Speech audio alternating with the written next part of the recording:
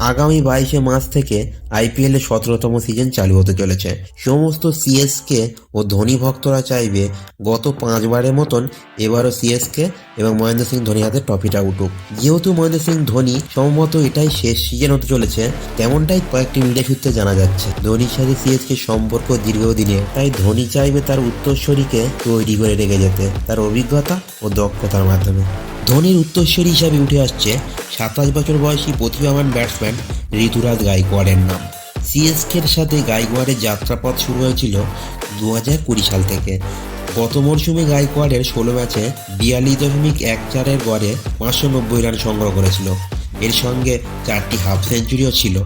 এর থেকে বোঝা যায় তিনি কতটা ধারাবাহিকতা ছিলেন, সেজন্য ধোনির উত্তরসূরি হিসাবে তার নামটা সবার উপরে উঠে আসছে।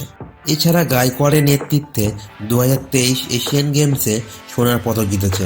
এছাড়াও মহারাষ্ট্রের অধিনায়কত্ব করার সময় তার নেতৃত্বের দক্ষতা প্রদর্শন করেছিল। তাই বলা বাহুল্য সিএসকে নতুন ক্যাপ্টেন হতে চলেছে ঋতুরাজ গাইকোয়াড়।